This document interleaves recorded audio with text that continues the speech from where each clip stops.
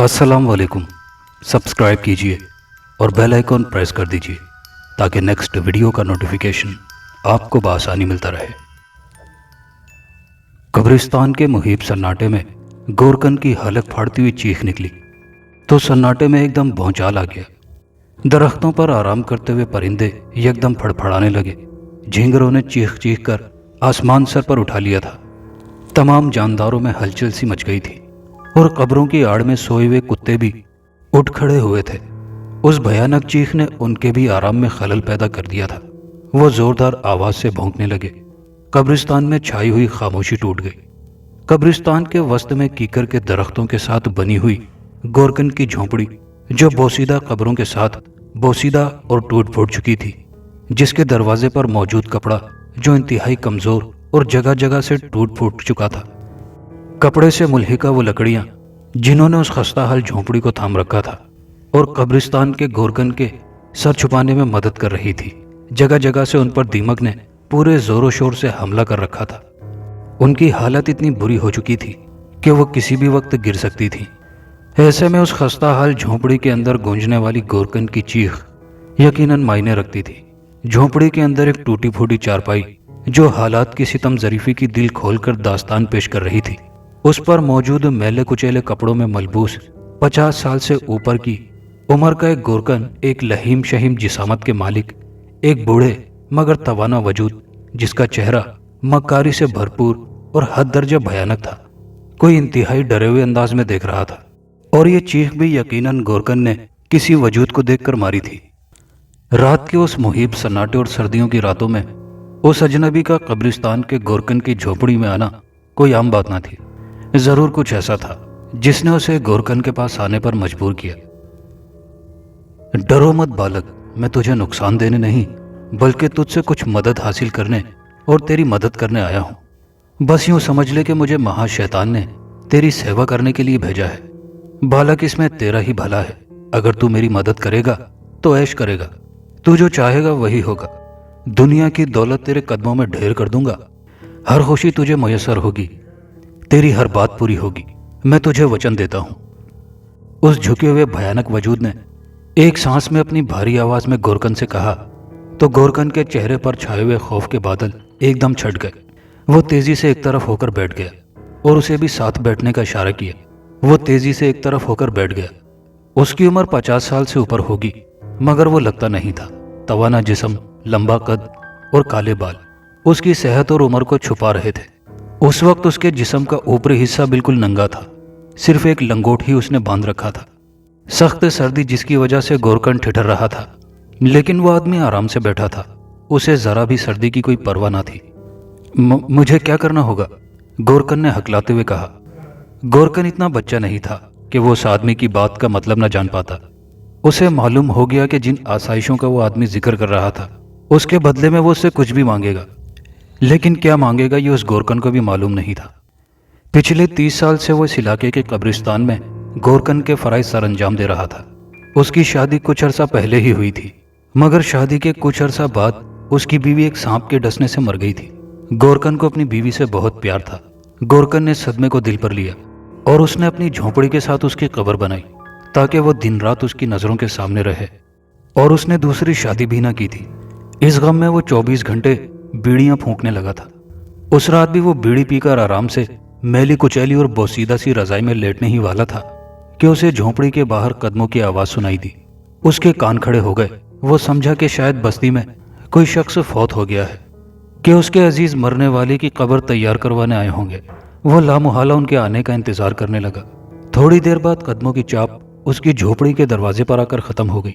गोरकन ने लिहाफ से सर बाहर निकालकर आने वाले की जानिब देखा तो वो अंधेरे की वजह से उसे साफ न देख सका। अलबत्ता उसका वजूद देखकर उसने आवाज लगाई, अंदर आ जाओ भाई, बाहर सर्दी है। आने वाला इस आवाज को सुनकर अंदर आ गया। गोरकन ने सरहाने पड़े माचिस की तीली से एक बोसीदा सी लालटेन को जलाकर जब उसकी रोशनी का मुंह उसकी जानिब किया तो वह खौफ से हलक फाड़कर चीख उठा। उसका चेहरा बेहद डरावना था।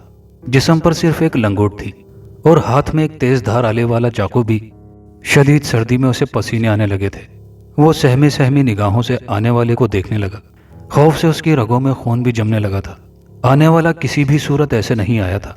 उसके हाथ में मौजूद खंजर इस बात की गवाही दे रहा था कि मुंह की तरह यकीनन उसके इरादे भी खौफनाक हैं।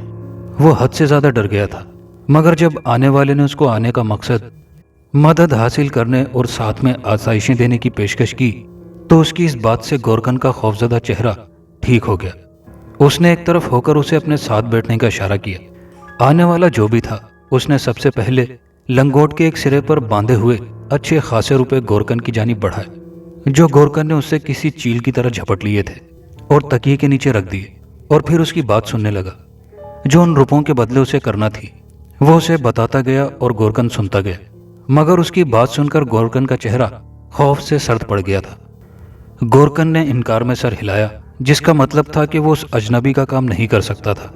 आने वाले ने मजीद कुछ रुपए निकालना चाहे तो गोरकन ने उसका हाथ रोक दिया और पहले वाले रुपए भी उसे निकालकर पेश कर दिए। तब उस अजनबी ने फौरन गोरकन की गर्दन पर छुरी रख दी और कहा, इनकार मत कर मूर्ख, ये काम अगर मैं चाहता तो खुद भी कर सकता था, मगर मैंने सोचा कि तुझे भी इस काम में शामिल कर लूं। कुछ रकम तुझे भी मिल जाया करेगी और तेरा बुढ़ापा अच्छा गुजर जाएगा। तेरी सारी ख्वाहिशें पूरी हो जाएंगी, तू ऐश करेगा। अब तो इनकार करके अच्छा नहीं कर रहा मूर्ख। मैं तुझे अगर अभी मार दूं तो किसी को भी पता नहीं चलेगा और सुबह तेरी लाश कब्रिस्तान के जानदार खा जाएंगे, और तुझ में इतनी ताकत तो है नहीं कि तू मेरा मुकाबला करे या मुझे कोई अजियत दे। लिहाजा चुपचाप मेरी बात मान ले, वरना एक दर्दनाक मौत के लिए तैयार हो जा। छुरी चाकू को देखकर गोरकन की आंखें बाहर निकल आई थी। उसे जो काम कहा गया था वो मुश्किल था, मगर यह भी सच था कि वो उस अजनबी का कुछ नहीं बिगाड़ सकता था। उसे अगर वो मार देता तो वाकई उसकी लाश जानदार खा जाते। चंद लम्हे वो उसे वास्ते देता रहा, लेकिन फिर मान गया। अजनबी ने उसे मजीद रकम भी दे दी। गोरकन की आंखें ढेर सारी रकम देखकर चकाचौंध हो गई थी। उसने बखुशी रकम को अपनी जेब में मुंतकिल किया और अजनबी को दरवाजे तक छोड़ने के बाद वो आराम से आकर सो गया। उसके चेहरे पर एक लंबा इत्मीनान था। अगले दिन उसने एक पुराने से संदूक से एक कम पुराना मगर साफ जोड़ा निकाला, उसे पहना और सबसे पहले बस्ती के हम्माम पर गया। बाल कटवाए, दाढ़ी भी छोटी कराई, मूछें भी ठीक कराई और फिर जी भरकर नहाया। फिर वही जोड़ा पहना और बाजार में अच्छी खासी खरीदारी के साथ 3 अदद बेलचे भी नए खरीदे, 2 कुर्सियां भी ली और 1 अदद टेप रिकॉर्डर भी लिया। फिर वो कैसेटों की दुकान पर गया और अपनी पसंद की कैसेटें खरीदी। बस्ती वालों से भी मिला। दोपहर का खाना होटल से खाया और शाम तक वो मुख्तलिफ लोगों से मिला। फिर शाम को वापस आया। तमाम चीज़ें उसने एहतियात से कोने में रख दी और पैसे वापस संदूक में मुंतकिल कर दिए। खाने के लिए जो वो फ्रूट लाया था उनको छुरी की मदद से काटा और छीलकर आराम से खाने लगा। टेप रिकॉर्डर में सेल डाले और कैसेट लगाकर गाना धीमी आवाज में सुनने लगा। रात का अंधेरा चारसू फैलने लगा। तारीकी ने अपनी दबीज चादर इर्द गिर्द की फिजा में फैला दी। चरिंद परिंद सब अपने अपने ठिकानों में सर्दी से दुबक कर बैठ गए। ऐसे में गोरकन ने तेजी से गाना बंद किया और बेलचा उठाकर झोंपड़ी से बाहर आया और अंधेरे में एक तरफ हो लिया। वो कब्रों से तेजी से गुजर रहा था और हर कब्र को गौर से देख रहा था। वो रास्ते में आने वाली हर कब्र को गौर से देखता और आगे गुजर जाता। कब्रिस्तान में लातादाद कीकर की कांटेदार झाड़ियां थी जो कब्रिस्तान में फैली हुई थी, मगर गोरकन उनके दरमियान से ऐसे गुजर रहा था जैसे वो रात की बजाय दिन में गुजर रहा हो। मुख्तलिफ कब्रों से फलांगते हुए वो एक कब्र के पास आकर खड़ा हो गया। वो कब्र नई मालूम हो रही थी। लगता था कि वो 2-3 दिन पहले की है। गोरकन ने झुककर कब्र की मिट्टी को हाथ की मदद से चेक किया। जब उसे यकीन हो गया कि ये वही कब्र है जिसकी तलाश में वो इधर आया है, तब उसने कांधे से बेलचे को हटाया और बेलचा हाथ में पकड़कर तेजी से कब्र खोदने लगा। इस दौरान वो एहतियात से इधर उधर भी देख रहा था कि कहीं कोई उसे देख तो नहीं रहा। फिर वो हाथों को तेजी से चलाने लगा। आहिस्ता आहिस्ता उसने कब्र खोद ली। फिर उसने अपनी आस्तीन से माथे पर आए हुए पसीने को साफ किया और कब्र में दाखिल होकर सिलों को हटाने लगा। सिलें हटाने के बाद उसने अंदर हाथ डाला और कफन में मलबूस लाश को बाहर निकाला और कब्र के बाहर रख दिया।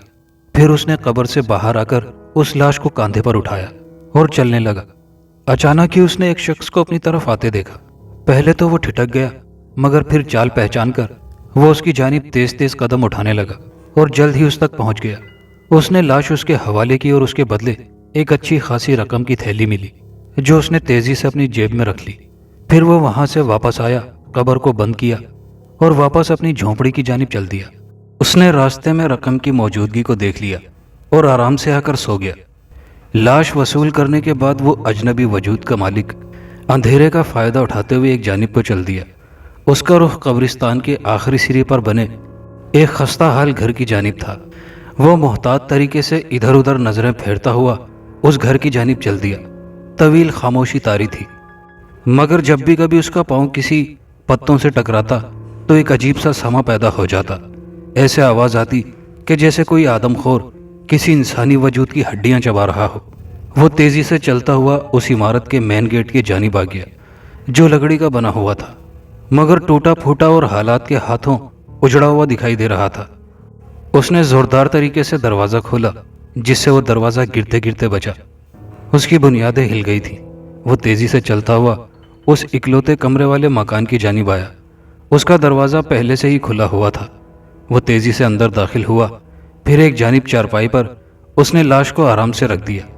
پھر چند لمحے تو وہ سانس درست کرتا رہا، پھر وہ دروازے کی جانب آیا اور اندر سے اچھی طرح اس دروازے کو بند کر دیا اور جیب ٹٹولنے لگا۔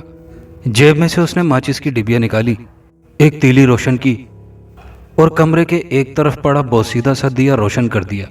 تیل میں مری ہوئی مکڑیوں اور مکھیوں کی بہتات تھی۔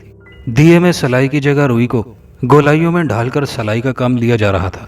دیے سے ٹمٹماتی ہوئی روشنی کمرے میں چھائی تاریکی کو کم کرنے لگی۔ دیا جلانے کے بعد وہ کمرے کے کونے میں پڑی چٹائی کی جانب آیا۔ اس نے بے دردی سے اسے کمرے کے فرش سے اٹھایا اور ایک طرف ڈال دیا۔ چٹائی کے تلے لکڑی کا ایک پھٹا سا رکھا ہوا تھا۔ اس نے تیزی سے اس پھٹے کو ایک جانب سرکا دیا۔ اندر سے بدبو کا ایک بھپکا اس کی ناک سے ٹکرایا۔ وہ تیزی سے اٹھ کر لاش کی جانب آیا اور ایک جھٹکے سے اس نے لاش کو چارپائی سے اٹھایا اور پھر ایک جگہ بنے سوراخ کی جانب آیا۔ لکڑی کے پھٹے کے نیچے شاید کسی تہخانے کا دروازہ تھا۔ وہ قریب آیا اور اس نے بیٹھ کر ٹانگوں کو تہخانے میں بڑھایا۔ نیچے شاید سیڑھیاں بنی ہوئی تھی، اس لیے وہ آرام سے نیچے اترتا چلا گیا۔ اندر اس نے لاش کو ایک جگہ بے دردی سے پھینکا اور دوبارہ جیب سے ماچس نکال کر قدرے سائز میں بڑا ایک دیا روشن کیا۔ روشنی کمرے میں تیزی سے پھیلی ہوئی تھی۔ اندر ہر طرف بدبو کے بھپکے اٹھ رہے تھے۔ کمرے کے کونے میں کالی ماتا کے 9 ہاتھوں والا بھیانک بت کھڑا تھا۔ اس کے ہاتھوں میں مختلف قسم کے اوزار تھے۔ اس کا کالا سیاہ چہرہ کم روشنی میں قیامت ڈھا رہا تھا۔ بت کے پاس ہی ایک بڑا سا پیالہ رکھا ہوا تھا، جس میں خون جمع ہوا تھا اور مکھیاں بھن بھنا رہی تھیں۔ پاس ہی انسانی بازو کا کچھ کٹا ہوا سرا پڑا ہوا تھا، جس پر کیڑے مکوڑے چمٹے ہوئے تھے اور اس گوشت کو تیزی سے اپنے چھوٹے سے پیٹ میں منتقل کرنے پر تلے ہوئے تھے۔ بت کے ساتھ ہی ایک بڑا سا چھرا اور 3-4 چھوٹی چھریاں پڑی ہوئی تھی۔ ان کے ساتھ ہی ایک کلہڑا اور ایک تیز دھار ٹوکا بھی پڑا ہوا تھا۔ یہ سب خون آلود تھے۔ چھوٹے سے تہخانے میں جگہ جگہ سے انسانی گوشت کے ٹکڑے بے ترتیبی سے پھیلے ہوئے تھے اور حشرات ان سے پورا انصاف کر رہے تھے۔ اس نے ٹوکا اٹھایا اور لاش کو گھسیٹ کر وہ بت کے قریب لایا۔ قریب لا کر لاش کو اس نے چھوڑ دیا اور لاش کی ٹانگوں پر جا بیٹھا۔ یہ 29-30 سالہ خوبرو مگر صحت مند آدمی کی 4 روز پرانی لاش تھی، جو دل کے دورے سے اپنے خالق حقیقی سے جا ملا تھا۔ 4 روز گزرنے کے بعد بھی اس کی لاش بالکل تر و تازہ تھی، ایسے جیسے کہ ابھی دفنائی گئی ہو۔ شاید وہ عمل کا نیک انسان تھا، اس لیے اس کی لاش کو کیڑے مکوڑوں نے ابھی تک نہ چھیڑا تھا، ورنہ تو قبر میں بمشکل 24 گھنٹوں بعد ہی لاش خراب ہونا شروع ہو جاتی ہے۔ ٹانگوں پر چڑھ کر اس نے ٹوکے کا ایک بھرپور وار اس کے سینے پر کیا، جس سے ٹوکا اس کے سینے پر چلا اور پسلیوں کو کاٹتا ہوا اندر تک گھس گیا۔ جلد اور جسم پھٹنے سے جمع ہوا خون، جو کہ ٹکڑوں کی شکل میں تھا، یعنی جمع ہوا تھا، باہر نکلا۔ اس آدمی نے تیزی سے اندر ہاتھ ڈالا اور اس کے دل کو پکڑ لیا اور اسے زور سے کھینچ کر باہر نکالا۔ دل دیکھ کر اس کی آنکھیں خوشی سے چمک اٹھی۔ وہ تیزی سے اٹھا اور دل کو کالی ماتا کے کھلے ہوئے منہ میں ڈال دیا اور تیزی سے زمین پر ماتھا ٹیک لیا اور پھر جی بھر کے کالی ماتا کے اشلوک پڑھنے لگا۔ اس کے بعد اس نے بلی دینے والے اشلوک پڑھنے شروع کر دیے۔ دور کسی الو کی آواز گونجی، ساتھ میں کتے بھی بھونکنے شروع ہو گئے۔ اسی دوران میں جھینگر بھی ماحول میں سنسنی پیدا کرنے لگے۔ بت کے اندر کچھ نامانوسی آوازیں پیدا ہونے لگی اور اوپر آسمان میں بجلی سی کڑکی۔ اس کے بعد بت کی آنکھیں سرخ ہو گئی اور روشن ہو گئی۔ بت کے اندر سے ایک گونجدار آواز ابھری، ہم نے تیری بلی سویکار کری ہری رام، شاباش، تو اسی طرح ہم کو انسانی بلی دیتا رہے، اس کے بدلے میں ہم تجھے مزید شکتیاں دان کریں گے، تجھے امر بنا دیں گے۔ جس طرح تو ہماری سیوا کر رہا ہے، ہم اور مہا شیطان تجھ سے بے حد خوش ہوئے ہیں۔ مزید شکتیاں حاصل کرنے کے لیے تو اسی طرح ہم کو انسانی دل کھلاتا جا۔ شاباش، تیری ہر اچھا پوری ہوگی، اس کا وچن ہم دیتے ہیں۔ لے اپنا منہ کھول، اور نظروں سے گھائل کرنے کی شکتی تجھے دی جا رہی ہے، مگر خبردار کسی بھی نیک اور اللہ والے سے دور رہنا۔ ابھی تو اتنا گیانی نہیں بنا کہ نیک لوگوں کا سامنا کر سکے، ان کے سایوں سے بھی دور رہنا، ورنہ وہ تجھے گھور کشٹ دیں گے۔ اس نے اپنا منہ بت کی جانب کیا اور بڑا سا منہ کھول دیا۔ اچانک بت کی آنکھوں میں سے نیلے رنگ کی روشنی نکلی، جو سیدھے ایک پھوار کی مانند ہو کر ہری رام کے منہ میں پڑنے لگی، اور وہ آنکھیں بند کر کے آرام سے بیٹھ گیا۔ تھوڑی دیر بعد نیلے رنگ کی روشنی نکلنا بند ہو گئی، اور اس روشنی نے اس کے منہ سے ایک مایا کا وجود بنایا تھا، جو ہری رام نے تیزی سے پی لیا اور کالی ماتا کے نام سے ڈنڈوت بیلنے لگا۔ اس کے بعد وہ اٹھا اور اس کلہاڑے کو اٹھا کر اس کا ایک بھرپور وار لاش کی کھوپڑی پر کیا، جس سے لاش کی کھوپڑی دو حصوں میں بٹ گئی۔ وہ تیزی سے ہاتھوں کی مدد سے اس کا دماغ نکال کر کھانے لگا۔ وہ بڑے مزے سے اس لاش کا دماغ کھانے میں مصروف تھا۔ اس نے دماغ کو زمین پر بالکل بھی گرنے نہیں دیا، اور احتیاط سے سر کے مختلف حصوں سے ڈھونڈ ڈھونڈ کر انگلیوں کی مدد سے نکال کر کھانے لگا۔ وہ سارے کا سارا دماغ چٹ کرنے کے بعد ٹوکا ڈھونڈنے لگا۔ پھر اس نے ٹوکا اٹھایا اور لاش کو درمیان سے چیر دیا، اور اندر ہاتھ ڈال کر جو بھی لاش کا حصہ اس کے خونی ہاتھوں میں آتا گیا وہ اسے کھاتا گیا۔ انسانی جسم کے جس حصے سے ذرا سا بھی خون نکلتا وہ پہلے اس کا خون چوس لیتا، اس پر اپنی گندی زبان پھیرتا، اسے اچھی طرح سے صاف کرنے کے بعد وہ اسے کھا جاتا۔ آہستہ آہستہ کر کے اس نے جسم کے تمام اعضاء ڈکار لیے۔ اس کے بعد اس نے پھر ٹوکا اٹھایا۔ اب کی بار اس نے وار لاش کی ٹانگوں پر کیا۔ اس نے ایک ٹانگ کاٹ دی، پھر اس نے دوسرا وار گھٹنے پر کیا اور ران کو درمیان سے کاٹ دیا۔ اس کے بعد اس نے بڑی سی چھری کو اٹھایا اور ادکٹی ران کو درمیان سے چیر دیا۔ پھر اس نے دوسری جانب سے بھی اسی طرح سے ران کو چیرا۔ پھر اس نے چھری کی مدد سے ہڈی سے گوشت علیحدہ کیا، اور پھر آرام سے آلتی پالتی مار کر گوشت کھانے لگا۔ اس کے کھانے سے کمرے میں عجیب سی چپڑ چپڑ کی آوازیں پیدا ہو رہی تھی۔ وہ بری طرح انسانی گوشت بھنبوڑنے لگا۔ اس وقت وہ ایک وحشی درندہ بنا ہوا تھا۔ وہ اس لاش کے گوشت کے ساتھ پورا پورا انصاف کر رہا تھا۔ بڑی تیزی سے گوشت اس کے جسم میں منتقل ہو رہا تھا۔ اس وقت وہ مکمل طور پر ایک سفاک بھیڑیا بن چکا تھا۔ تھوڑی دیر میں وہ ران کا مکمل گوشت کھا چکا تھا۔ اس کے بعد اس نے دوسری ٹانگ کو بھی ویسے ہی کاٹا، درمیان سے چیرا دیا اور ہڈی سے گوشت الگ کر کے گوشت کھانے لگا۔ ٹانگوں کے بعد اس نے بازوؤں کو کاٹا، ان کے ساتھ بھی اس نے ٹانگوں جیسا ہی حال کیا۔ پھر اس نے باقی سارا گوشت چٹ کر لیا۔ اس کے بعد وہ اٹھا اور پھر کالی ماتا کے بت کے آگے جھک گیا۔ وہ تیزی سے اٹھ کر واپس سیڑھیوں کی جانب آیا اور اوپر کی جانب چلا گیا۔ اوپر آنے کے بعد اس نے لکڑی کے تختے کو دوبارہ اسی جگہ فٹ کیا اور پھر چٹائی سے اس جگہ کو ڈھک دیا۔ پھر چارپائی پر آ کر وہ آرام سے سو گیا۔ کچھ ہی دیر بعد اس کے لمبے لمبے خراٹے گونج رہے تھے۔ بچے کچے گوشت کو کھانے کے لیے نہ جانے کہاں سے چونٹیاں نکل آئیں، جو تیزی سے اس گوشت سے چمٹ گئیں۔ چونٹیوں کی دیکھا دیکھی دیگر مختلف حشرات بھی تہ خانے کے کونوں خدروں سے باہر نکل آئے، اور وہ بھی اپنا اپنا حصہ وصول کرنے لگے۔ ایک عجیب سا منظر اس تہ خانے میں بن چکا تھا۔ حشرات کی تو موجیں ہو گئی تھیں۔ وہ بڑی تیزی سے اس مفت کے انسانی گوشت سے پیٹ پوجا کر رہے تھے۔ اس کے بعد وہ جیسے جیسے وقت گزرتا گیا، قبرستان سے لاشیں غائب ہونا شروع ہو گئی۔ پہلے تو یہ کام ایک ہفتے میں ایک بار ہوتا تھا، مگر پھر آہستہ آہستہ یہ کام ہفتے میں 2 دن، پھر 3 دن، پھر 4 دن، پھر اس کے بعد بڑھتے بڑھتے یہ کام ہر روز ہونے لگا۔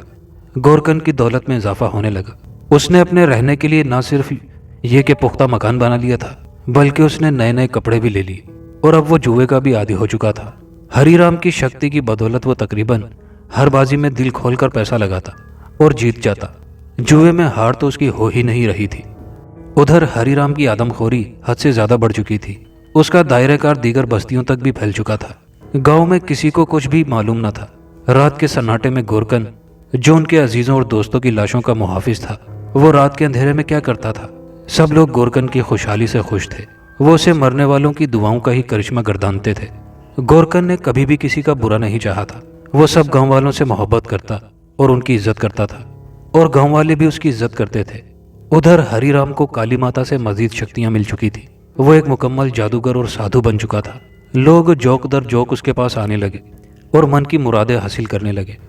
گاؤں والے سیدھے سادے لوگ اس کو دھرماتما مان کر اس کے پاس جوک در جوک جانے لگے۔ اس کی اصلیت کا کسی کو بھی کچھ علم نہ تھا۔ سبھی گاؤں والے اس کا سمان کرتے، لیکن کسی کو معلوم نہ تھا کہ وہ رات کو اپنے اصل روپ میں آ جاتا تھا اور دن میں معصوم بن جاتا۔ اس نے ڈرنا چھوڑ دیا تھا۔ وہ معصوم اور بے گناہ لوگوں کو جادو کی مدد سے پھانسنے لگا۔ وہ دن میں کسی ایک آدمی پر اپنے جادو کا وار چلا دیتا اور اسے جادو سے پھنسا کر واپس اپنے ٹھکانے پر چلا آتا، اور پھر رات کو وہ اپنے شکار کو منتروں کی مدد سے اپنے ٹھکانے پر بلا لیتا۔ وہ کسی شہر میں جکڑا ہوا اس کے پاس چلا آتا، اور پھر اس کا انجام بھی ویسا ہی ہوتا جیسا عام طور پر لاشوں کا ہوتا تھا۔ اس کی انسانی گوشت کھانے کی ہوس حد سے زیادہ بڑھ چکی تھی۔ موٹے تازے انسان کا گوشت صرف 24 گھنٹے تک اس کی بھوک مٹا پاتا تھا۔ اگلی رات وہ پھر سے گوشت کھانے کو مچل جاتا۔ بستی کے لوگ تیزی سے غائب ہونے لگے تھے۔ ہر روز ایک انسان کم ہونے لگا تھا۔ لوگوں میں خوف و ہراس پھیلنے لگا۔ شام ہوتے ہی اس بستی میں ہو کا عالم طاری ہو جاتا۔ سب چھوٹے بڑے گھروں میں دبک کر بیٹھ جاتے اور خدا سے اپنی سلامتی کی دعائیں کرتے، مگر پراسرار طور پر بستی سے ایک آدمی غائب ملتا، اور ایسے غائب ہوتا کہ اس کا نام و نشان ہی مٹ جاتا۔ باوجود کوشش کے بھی وہ اسے ڈھونڈ نہ پاتے، اور یوں گاؤں والے رو دھو کر خاموش ہو جاتے۔ مگر ان کو کیا معلوم تھا کہ اس کا وجود سادھو ہری رام کی خوراک میں تبدیل ہو چکا ہے۔ ایک دن بستی کے ایک نیک آدمی حافظ خاور صاحب، جو گاؤں کی مسجد کے امام تھے، ان کا انتقال ہو گیا۔ انتقال ہونے کے بعد شرعی طریقے سے اس کی لاش کو نہلایا، کفن پہنایا گیا۔ سارا گاؤں ہی تقریباً ان کی موت سے اشکبار تھا۔ وہ بہت نیک آدمی تھے۔ وہ سارا دن ساری رات خدا کی عبادت میں مصروف رہتے، دکھی انسانیت کی خدمت میں بھی کوئی کسر نہ چھوڑتے تھے۔ ان کی نماز جنازہ میں سارا گاؤں امڑ آیا تھا۔ عصر کے بعد ان کو سپرد خاک کر دیا گیا۔ مرتے وقت ان کی عمر 50 سال تھی۔ وہ کافی صحت مند تھے، مگر وقت کسی کی جاگیر نہیں اور یہ ٹھہرتا نہیں ہے۔ وقت گزرنے کے ساتھ ساتھ انسان کی عمر میں کمی ہوتی جا رہی تھی۔ کتنے ہی اس دنیا میں آئے اور سب وقت گزار کر چلے گئے۔ بہرحال لوگ اب ان کو دفنا کر اپنے اپنے گھروں میں لوٹ گئے۔ گورکن کی آنکھیں خوشی سے چمک رہی تھی، کیونکہ قبرستان میں ایک اور لاش کا اضافہ ہو چکا تھا، مگر اندر سے اس کے من میں لڈو پھوٹ رہے تھے۔ کافی عرصے سے گاؤں میں کوئی موت نہیں ہوئی تھی۔ اس کے پاس جو پیسوں کا ذخیرہ تھا وہ آہستہ آہستہ ختم ہو رہا تھا۔ گزشتہ کئی دن سے وہ جوئے میں ہار رہا تھا، اور ہری رام نے بھی اس کی جانب چکر نہیں لگایا تھا، اس لیے وہ افسردہ تھا۔ مگر اب قبرستان میں لاش کے آ جانے سے وہ جانتا تھا کہ ہری رام لازمی طور پر اس کی جانب لاش وصول کرنے آئے گا، اور بدلے میں اسے رقم بھی ملے گی۔ وہ لاش کو دفنانے کے بعد ہری رام کے انتظار میں گم ہو گیا۔ اس کے من میں تھا کہ ہری رام جلدی سے آئے، لاش وصول کرے اور اسے رقم دے، تاکہ وہ جوئے میں بازی لگا سکے۔ شام کے اندھیرے نے چاروں جانب پر پھیلا دیے۔ ہر سو تاریکی چھا گئی اور قبرستان میں اندھیرے کا راج ہو گیا۔ گورکن کی بے چین آنکھیں مکان کے دروازے کے باہر ٹکی ہوئی تھی۔ وہ بے صبری سے ہری رام کا راستہ تک رہا تھا۔ آج تو اس نے آنے میں بہت دیر کر دی تھی۔ اچانک اسے ایک وجود سفید کپڑوں میں ملبوس دور سے گھر کی جانب آتا ہوا محسوس ہوا۔ گورکن کی خوشی کی انتہا نہ رہی۔ وہ تیزی سے بیلچہ اٹھا کر اس کی جانب لپکا۔ آج یہ ہری رام نے سفید کپڑے کیوں پہنے ہوئے ہیں؟ کیا خود کو مروانے کا ارادہ ہے؟ وہ خود سے ہم کلامی کرتا ہوا اس سفید کپڑوں میں ملبوس شخص کی جانب لپکا۔ اندھیرے میں وہ اسے صحیح طور پر پہچان نہ سکا کہ وہ کون ہے۔ قریب جا کر جب اس نے غور سے اس وجود کو دیکھا تو خوف سے گورکن کی گگی بند گئی۔ بیلچہ اس کے ہاتھ سے چھوٹ کر گر چکا تھا، اور اس کے چہرے پر ہوائیں اڑنے لگی تھی، کیونکہ آنے والا وجود حافظ خاور کا ہی تھا۔ وہی حافظ خاور جو آج خود منو مٹی تلے دب چکا تھا۔ مگر یہ کون تھا؟ کیا یہ خاور کی روح تھی جو گورکن سے ملنے آئی تھی؟ حافظ خاور نے اس کے قریب آ کر اسے تنبیہ کرتے ہوئے کہا، دیکھو گورکن، مجھے سب معلوم ہے۔ آج سے پہلے تم جو کچھ بھی کرتے آئے ہو میں سب جانتا ہوں، مگر میری ایک بات کان کھول کر سن لو۔ میری لاش کی بے حرمتی مت کرنا، میں تجھے سمجھا رہا ہوں، اسی لیے میں ادھر تجھے سمجھانے آیا ہوں۔ میں کہتا ہوں کہ اس وقت تمہاری آنکھوں پر آدم خور سادھو کی دولت نے پٹی باندھ رکھی ہے۔ دولت نے تجھے اندھا کر دیا ہے، اور تو مرنے کے بعد بیچارے مسلمانوں کو آرام سے سونے بھی نہیں دے رہا۔ تو نے میری بھی لاش کو سادھو سے سودا کر دیا تھا، مگر یاد رکھ، اگر تو نے مجھے اس کے حوالے کیا تو یہ تیرے حق میں بہتر نہیں ہوگا۔ اب بھی وقت ہے، اپنے گناہوں سے توبہ کر لے، ورنہ جب توبہ کا دروازہ بند ہو گیا تو پھر ساری عمر تجھے ان گناہوں کی پاداش میں جہنم میں جلنا پڑے گا۔ اور پھر اس کے ساتھ ہی حافظ خاور کا وجود غائب ہو چکا تھا، اور گورکن اپنے ہی پسینوں میں نہا گیا تھا۔ اس سے ایک روح نے ملاقات کی تھی۔ اس وقت تو گورکن نے بیڑی کچھ زیادہ ہی پی رکھی تھی۔ گورکن اس تمام واقعے کو ماننے کو تیار نہ تھا۔ وہ کئی سال سے قبرستان میں تھا، اور پچھلے 4 ماہ سے وہ لاشوں کو بھی بیچ رہا تھا۔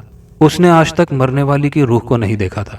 پھر حافظ خاور کی روح نے اسے بلا کر اسے خبردار کیا تھا کہ وہ بات سچ تھی۔ گورکن نے کچھ سوچ کر اسے محض ذہنی اختراع کا نام دیا، اور دل میں آنے والے تمام وسوسوں کو اس نے ختم کر دیا۔ اس نے اسے بیڑی کی زیادتی کا نام دے کر ذہن کو تمام فکروں سے آزاد کر دیا اور اسی طرح ہری رام کا انتظار کرنے لگا۔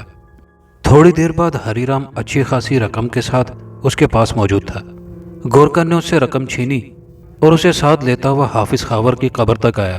راستے میں آتے ہوئے اس کے ذہن میں حافظ کی روح کی باتیں گونجنے لگی، مگر اس نے فوراً ہی اس خیال کو جھٹک دیا، جب اتنے لوگوں کے ساتھ میں نے یہ کیا تو حافظ خاور کیا چیز ہے؟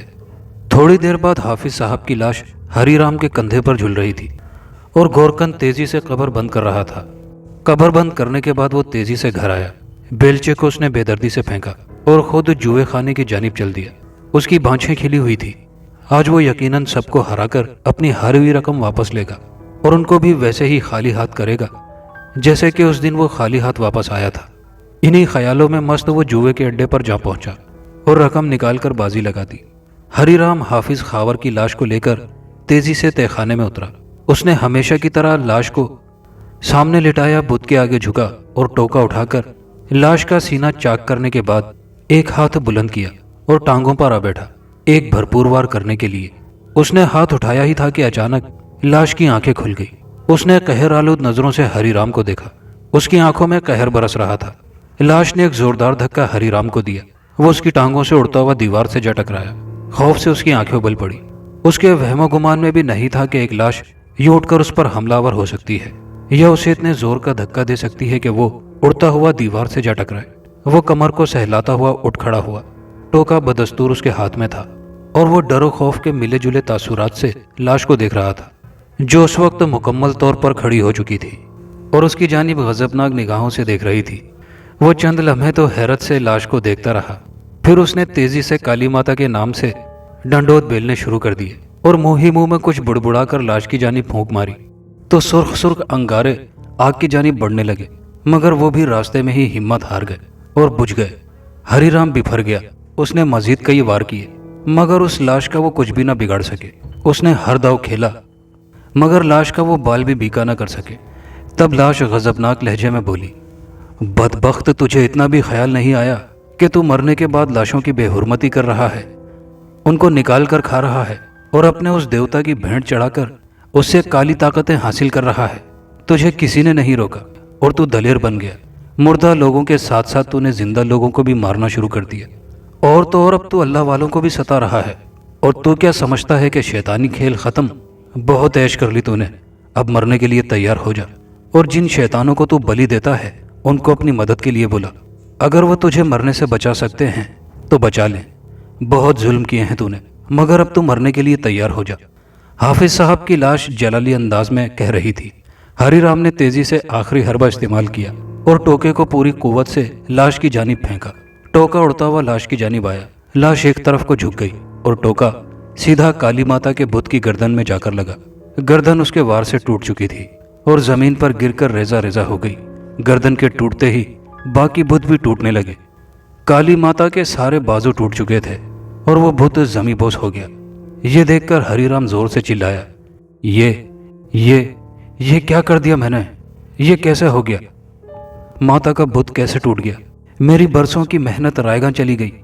نہیں، یہ نہیں ہو سکتا، بت نہیں ٹوٹ سکتا۔ وہ پریشانی سے چلانے لگا۔ اچانک اس کا وجود زمین سے اٹھا اور دیوار سے تیزی سے ٹکرایا۔ ہری رام کے منہ سے بھیانک چیخ نکلی اور وہ فضا میں ہاتھ پاؤں مارنے لگا اور درد سے حلق پھاڑ کر چلانے لگا۔ اس کا وجود دوسری بار کسی نادیدہ قوت نے زمین سے اٹھایا اور دوبارہ اس زور سے زمین پر پٹکا کہ اس کا سر پھٹ گیا۔ اس کا گندا سیاہ گاڑھا خون تیزی سے فرش رنگین کرنے لگا۔ اس کے منہ سے چیخوں کا نہ تھمنے والا سلسلہ شروع ہو گیا۔ زمین پر پڑی ہوئی چھریاں تیزی سے فضا میں بلند ہوئی اور ہری رام کے سینے میں پیوست ہو گئی۔ ایک بھیانک چیخ در و دیوار کو بھی ہلاتی ہوئی اس کے منہ سے نکلی اور اس کا سر ایک طرف ڈھلک گیا۔ اچانک ایک جانب سے موٹے موٹے خونخوار چوہے نکلے اور لاش سے لپٹ گئے اور اسے نوچ نوچ کر کھانے لگے۔ چند ہی منٹوں میں وہ لاش چٹ کر گئے۔ اب صرف ہری رام کا خالی ہڈیوں کا ڈھانچہ ہی بچا تھا، باقی سارا اسے چوہے کھا گئے تھے۔ حافظ خاور کی لاش نے ایک حقارت بھری نظر ہری رام کے ڈھانچے پر ڈالی اور اس کو چھوڑ کر تیزی سے باہر نکلا۔ ادھر گورکن تیزی سے جواریوں سے پیسے اٹھانے میں مصروف تھا۔ اس نے سب کی جیبیں خالی کر دی تھی۔ جب سب کچھ جواری ہار گئے تو گورکن تیزی سے اٹھا اور اپنے گھر کی جانب چل دیا۔ आज वो बहुत खुश था। उसने सबसे बदला ले लिया था और सबको खाली हाथ कर दिया था।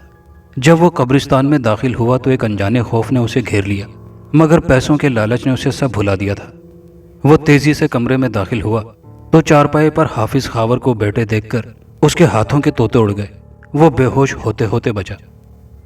आओ आओ गोरकन आओ, मुझे तुम्हारा ही इंतजार था। क्या बाजी लगाओगे मुझसे भी? पर सुना है कि तुम जिसके भी साथ खेलते हो उसे हारने पर मजबूर कर देते हो। बड़े बड़ों को तुमने हरा दिया। सच में हाफिज साहब की रूह ने उसका तमस्खुर उड़ाया। बहुत हराम का पैसा बनाया तुमने, और तूने ऐश भी बहुत कर ली कमीने। मैं तुझे मना करता था ना कि लाशों को मत बेचो, मगर तुमने चंद रुपयों की खातिर अपना ईमान बेच डाला।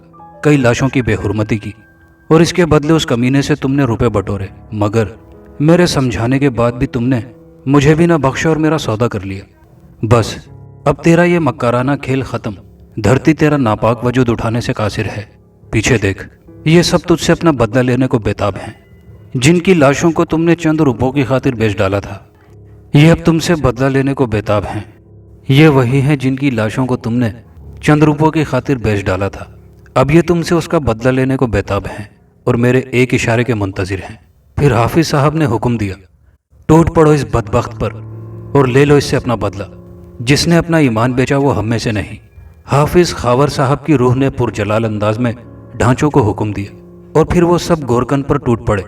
गोरकन तेजी से हाफिज खावर साहब के कदमों में गिरकर मुआफी की अर्ज करने लगा, मगर हाफिज साहब की रूह कब की गायब हो चुकी थी। वो बेइंतहा डर गया था। उधर मरने वालों की रूहों ने उसे उधेड़ना शुरू कर दिया। उसकी चीखों से सारा कब्रिस्तान गूंज उठा। ढांचों ने उसके वजूद को जमीन पर घसीटा और ठोकरें मार मार कर उसको हलाक कर डाला। एक भयानक मौत गोरकन का मुकद्दर बन चुकी थी। उसका गाढ़ा सियाल खून इर्द गिर्द की जमीन को रंगीन करने लगा। सुबह गांव वालों को 2 लाशें मिली। एक गोरकन की उधड़ी हुई लाश थी, दूसरी हाफिज खावर साहब की, जो कि कब्र के सरहाने पड़ी थी। गोरकन की लाश को चील और गिद्ध नोच नोच कर खा रहे थे, जबकि हाफिज साहब की लाश तरोताज़ा हालत में पड़ी थी। गोरकन की मौत भी बाकी अमवात की तरह एक मौमा बनकर रह गई थी, मगर उसके बाद फिर कभी भी कोई बंदा गायब न हुआ और गांव में फिर अमन कायम हो गया। और फिर दोबारा कभी हाफिज खावर की रूह कब्रिस्तान में नजर न आई थी।